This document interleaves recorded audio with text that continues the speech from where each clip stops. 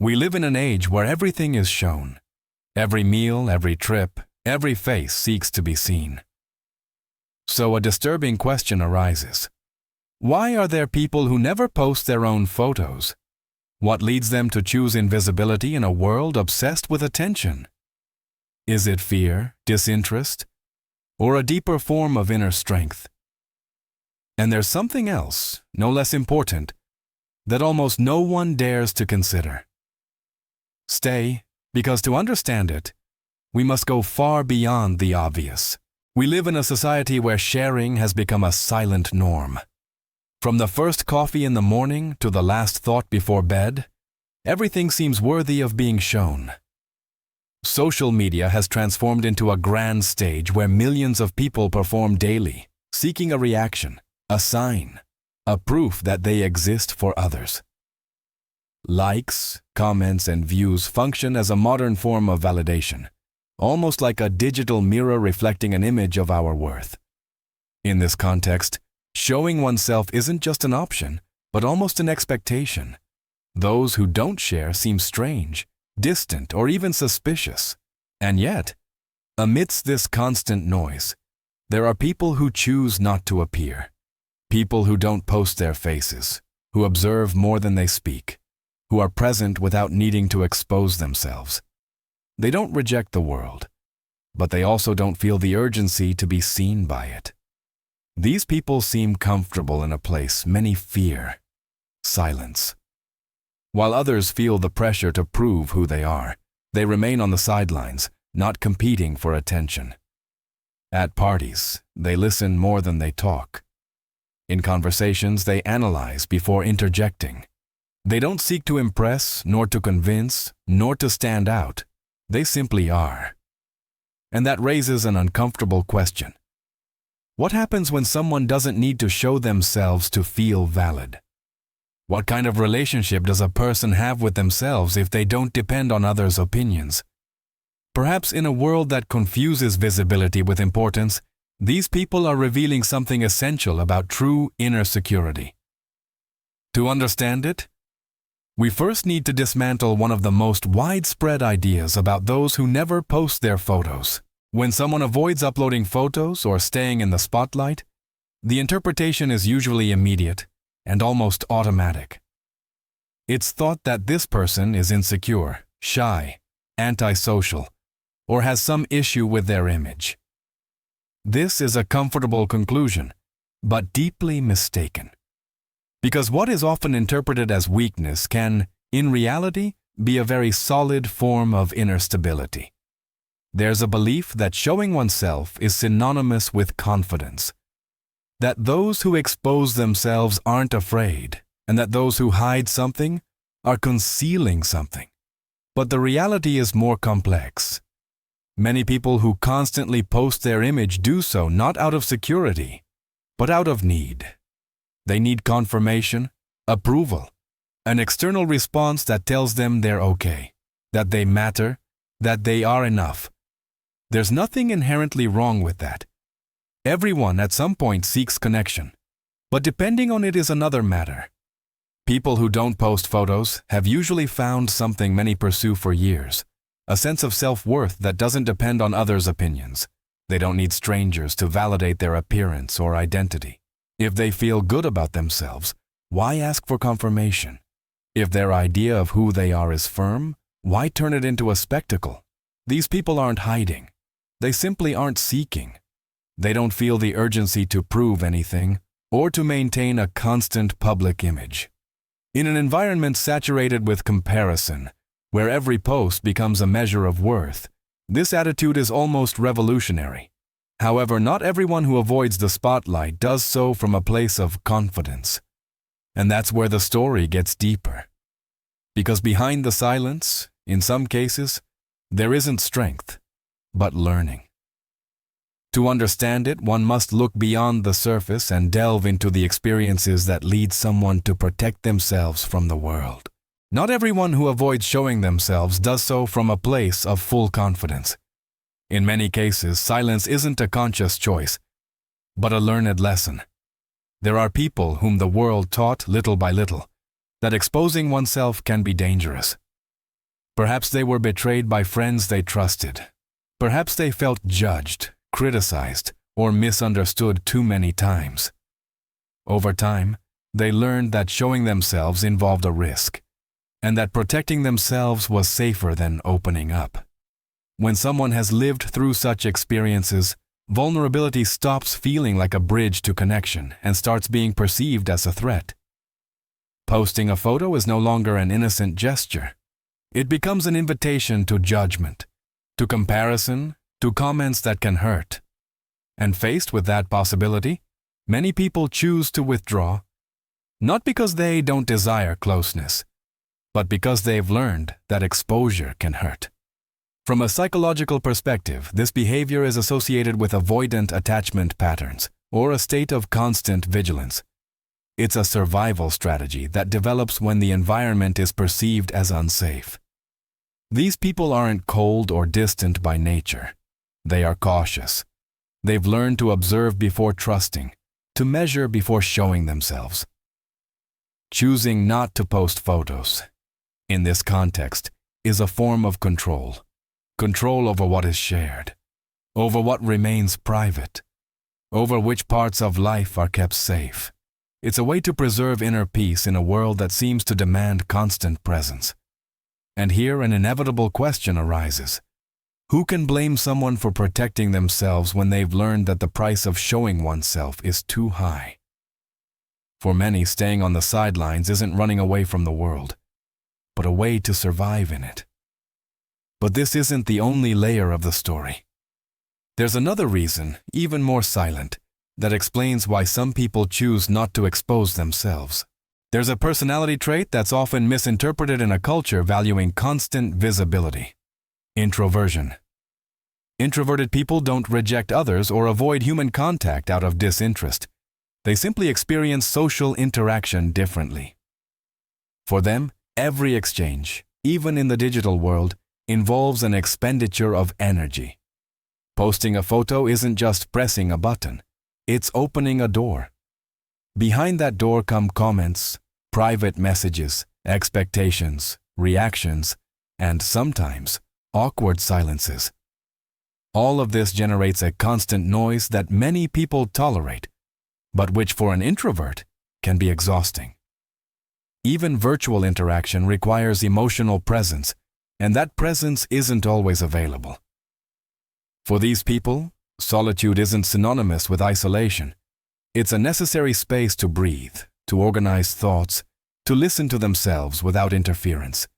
It's in silence where their mind clears, where reflection turns into understanding, and where they regain the energy that the world constantly demands from them.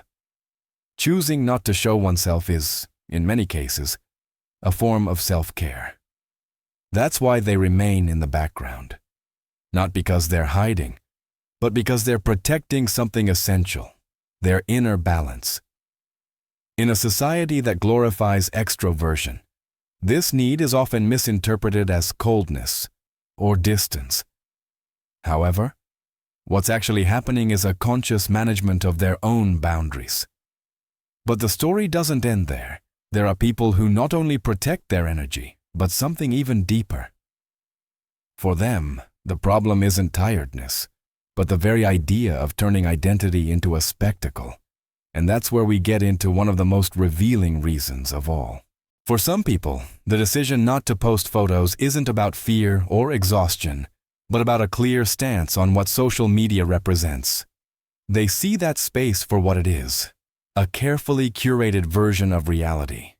A showcase where only the most favorable moments, the most rehearsed smiles, the most edited images are displayed. And they choose not to participate in that game. They don't want to reduce who they are to a filtered image or a clever phrase. They don't want their identity to be trapped in a superficial representation that others will interpret in their own way. For these people, who they are doesn't fit into a photograph. Their inner world, their contradictions, their thoughts, and their way of feeling cannot be summarized in a portrait.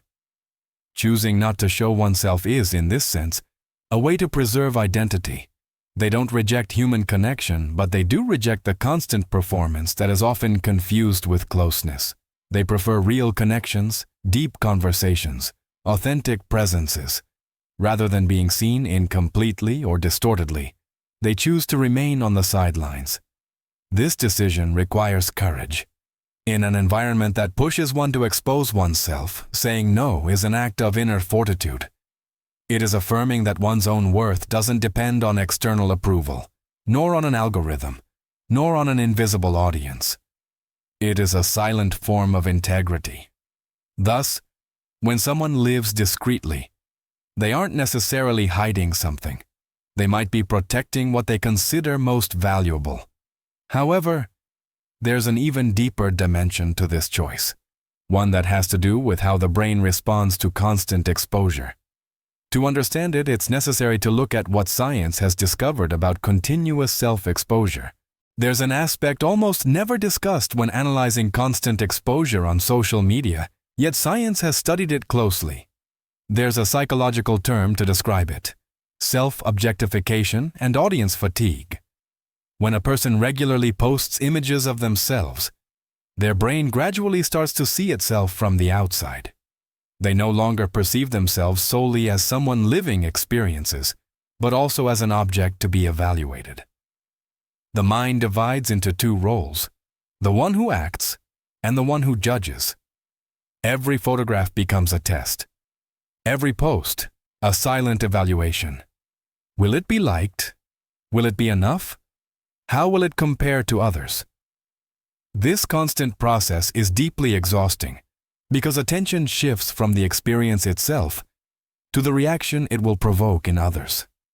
Research conducted at universities like Harvard has shown that people who frequently post selfies tend to score higher on traits associated with narcissism, but lower in self-compassion.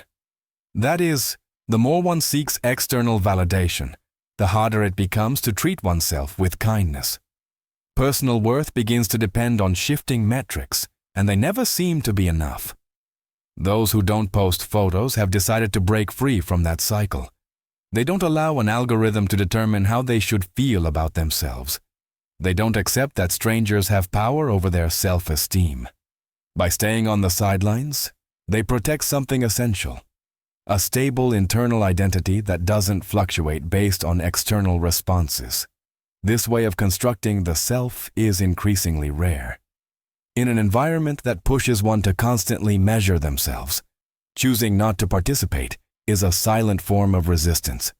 Therefore, when you see someone who never posts their photo, it's not prudent to assume insecurity.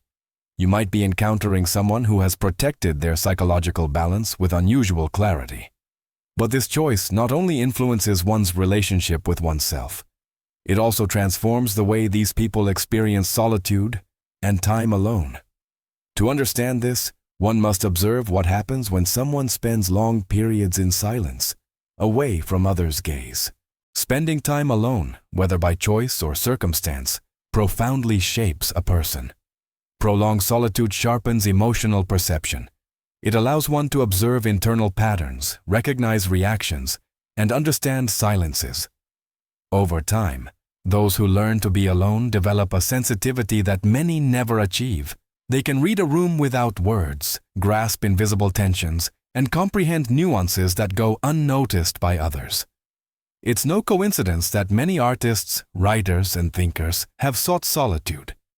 In it, they found a space where creativity could breathe without interruptions, where ideas could mature without haste. These people often value depth over quantity, meaningful conversations over social noise. They prefer few but authentic connections. However, solitude also has a less visible side. Not everyone is alone by choice. Some are because life led them there.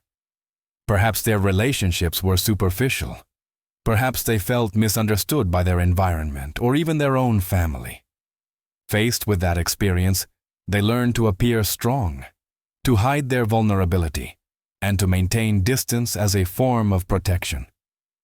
This protective solitude functions like a shield. By depending less on others, the risk of being hurt is reduced. But deep down, many of these people harbor a silent wish for someone to truly see them and ask, without demands or judgments if they are okay. Here arises the central paradox. Solitude can be both freedom and isolation at the same time. It can offer peace and at the same time generate a feeling of invisibility. Some days it is lived as a refuge, others as a heavy absence. This constant tension between the calm of being alone and the yearning to be recognized defines many of these people. They are not broken. They are survivors, observers, sensitive individuals navigating a world that often doesn't understand them. And it is precisely this complexity that leads to the final reflection on why they choose not to show themselves and what that truly says about their worth. So, why do these people avoid posting their photos? Why do they choose discretion in a world that demands constant visibility? The answer isn't about insecurity or vanity. It's about protection. Protection of personal space, of inner peace, of an authenticity they don't want to subject to others' permanent judgment. These people don't need external validation because they've already built a solid relationship with themselves. They know their worth without needing confirmation. They don't depend on digital hearts or comments to feel sufficient. In a culture that confuses exposure with importance, this stance is profoundly powerful. Choosing solitude, or at least reserve, doesn't mean rejecting human connection. It means understanding what kind of connection is healthy. It means knowing when to show oneself and when to preserve intimacy. Because not everything valuable needs to be shared, and not everything authentic can be captured in an image. The truth is simple, though not always comfortable. Whether someone seeks company or prefers to be alone, neither of those choices defines their worth as a person. What truly matters is understanding why what is needed, when solitude heals and when it protects, when sharing unites and when it exposes too much. Sometimes understanding this allows one to live with greater freedom, relate with more honesty, and ultimately be at peace with oneself. And in that process, a silent revelation can also emerge. The world still awaits the true self of each person. That self which, far from the noise and constant performance, has been growing in silence, surviving with discretion, and slowly learning to prosper.